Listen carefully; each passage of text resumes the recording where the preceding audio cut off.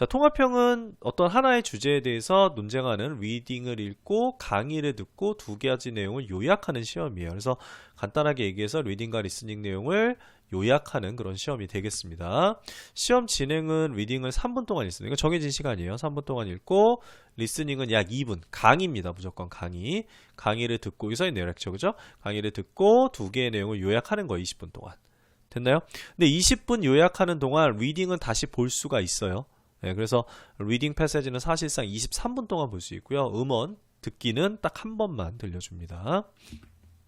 노트 테이킹 가능합니다. 그래서 시험장 가면 종이 주니까요. 노트 테이킹 하시면 되고, 특히 그 쉬는 시간 끝나고 나서 스피킹, 라이팅이 시작이 돼요. 그러니까 시험 순서가 리딩, 리스닝, 그 다음에 쉬는 시간, 스피킹, 라이팅인데 쉬는 시간에 그 본인의 그 노트 테이킹 종이를 꼭 바꿔 놓으세요. 그래서 새 거를 딱 준비해서 스피킹하고 라이팅에 사용하시면 될 것 같아요. 그 다음에 리딩은 아까 얘기했지만 라이팅 할 때 다시 노출이 됩니다. 그 다음에 답안 작성 시 자신의 의견은 넣지 않는다. 이거 되게 중요합니다. 이게 요약하는 시험이기 때문에 요약에는 자신의 의견이 들어가지 않죠. 그래서 절대로 의견은 넣지 마세요. 그냥 객관적으로 리딩에서 뭐라 그랬고 렉처에서 뭐라 그랬어 이렇게만 쓰시면 돼요.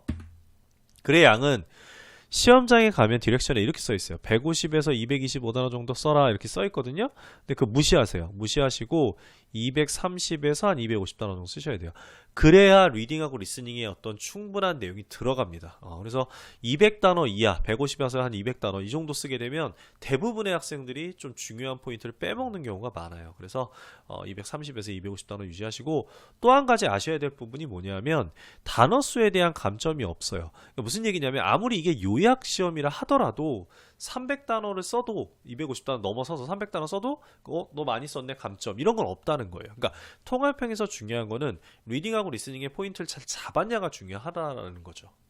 이해하셨죠? 네, 그래서 너무 요약하려고 하지 말고 적당하게 주요 내용 다 넣으면 좋은 점수 받을 수가 있습니다. 전 300단어 넘게 써도 만점 나왔어요. 한 330단어인가 이렇게 썼는데 또 만점 나왔어요. 그러니까 상관이 없습니다. 구성은 서론 1개에 그 다음에 본론 3개로 구성이 되는데요. 결론은 없어요. 왜냐하면 의견이 없기 때문에, 내 의견이 안 들어가기 때문에 결론은 쓰실 필요가 없습니다. 그리고 본론이 3개인 이유는 리딩하고 리스닝의 포인트가 총 각 3개씩이에요. 그래서 1, 2, 3, 1, 2, 3 그 3개의 포인트끼리 이렇게 싸우는 모습을 묘사하는 그런 시험이라서 본론이 3개가 되겠습니다. 시험 화면 살짝 뭐 이거랑 똑같진 않지만 거의 유사하다라고 보시면 돼요. 이런 식으로 나오는데요. 화면 보시면 처음에 그러니까 그 전 화면은 디렉션이 있겠죠. 디렉션 있고 그 다음에 이제 리딩 패세지가 이렇게 떠요. 그런 다음에 3분이 갑니다. 이게 3분이에요. 3분 동안 쭉 읽습니다. 화면에 이제 시간이 표시되니까요. 내가 몇 분 남았는지 확인할 수 있고요.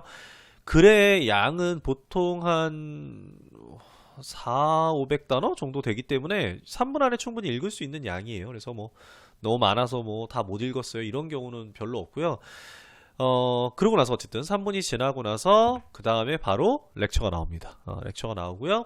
lek처는 실제 그 리스닝 시험 같은 경우에는 한 5분에서 7분 정도 들려주는데 라이팅 시험 통합형에서의 렉처는 한 2분 안짝이에요. 그래서 실제 리스닝 시험에 비해서 한 절반 또는 그 이하밖에 안 되기 때문에 훨씬 빠른 렉처다 이렇게 생각하시면 될 것 같아요. 그렇다고 말하는 게 빠르진 않습니다. 오해하지 마시고요. 이제 글 쓰는 화면인데 중요한 게 아까 말씀드렸죠.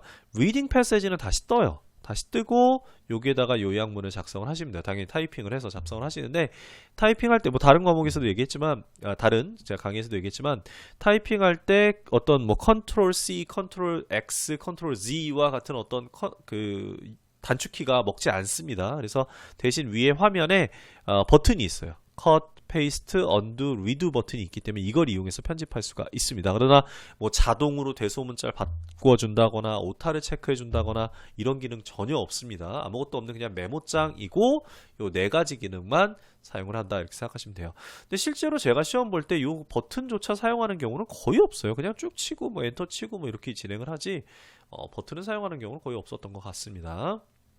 여기 이제 화면에 안 나와 있긴 한데 요게 이제 시간 하고 이 부분에는 이제 단어 수가 표시가 돼요. 네, 시간과 단어 수가 실시간으로 또 표시가 됩니다. 통합형 시험 팁 특징을 좀 보면요. 항상 리딩하고 강의의 내용은 대립합니다. 즉 싸운다는 거죠. 그래서 리딩에서 어떤 이론을 제시하면 렉처에서는 반박을 하죠. 그 이론 잘못됐어. 리딩에서 무엇에 대해서 좋은 점을 얘기하면 렉처에서는 안 좋아. 이렇게 반박하고요. 리딩에서 어떤 단점이나 문제점을 얘기하면 렉처에서는 아니야, 그 문제점 아니야 라고 하는 경우도 있고, 또는 요거 별표 해결 방법을 제시하는 경우도 있어요. 그러니까 리딩에서 얘기했던 그 문제점 이렇게 해결하면 돼. 그래서 해결 방법을 제시하는 경우도 있어요. 근데 이제 학생들이 이렇게 반박하는 유형에 익숙하다 보니까 한 1년에 한 두세 번 정도 나오거든요. 이런 스타일이. 근데 이런 해결 방법 나왔을 때 당황하는 학생 많은데 그러실 필요 없습니다. 예, 해결 방법 제시할 수도 있다. 그리고 우리 그 실전 강의에서는 요 세 가지 유형을 다 다룹니다. 예, 그래서 여러분 충분히 공부할 수 있게끔 해드리고요. 다음 주요 포인트는 아까 얘기했지만 리딩하고 리스닝 모두 각 3개씩이에요. 그래서 1번은 1번끼리, 2번은 2번끼리, 3번은 3번끼리 이렇게 싸웁니다. 그래서 리딩이 총 4개의 문단이에요. 서론에선 주제 소개, 주제를 소개하고 그리고 나서 첫 번째, 두 번째, 세 번째 포인트로 문단을 나눠서 얘기를 해줍니다. 리딩이요. 강의도 마찬가지예요. 강의에서 똑같습니다. 주제 소개하고 첫 번째 반박, 두 번째 반박, 세 번째 반박 이런 순서로 갑니다. 그래서 강의에서 리딩의 포인트 순서대로 반박합니다. 절대 꼬아서 강의를 얘기하지 않고요. 그리고 이제 중요한 부분인데 답안을 쓰실 때는 반드시 강의 중심의 요약문을 쓰셔야 돼요. 왜냐하면 리딩은 3분 동안 읽고 나서 20분 동안 요약할 때 또 보여준단 말이에요. 그러니까 리딩은 2번이나 보여주고 강의는 한 번만 보여주니까 리딩 중심으로 쓰면 안 되죠. 한 번 들려주는 강의 중심으로 쓰는 게 맞고요. 실제 시험에서도 그렇게 나옵니다. 강의 중심의 요약문. 근데 이 부분은 걱정 안 하셔도 되는 게, 제 템플릿을 이용하시면 그 템플릿 자체가 강의 중심으로 되어 있으니까, 뭐 내가 강의 중심으로 해야지? 이런 마음은 안 가져도 괜찮아요.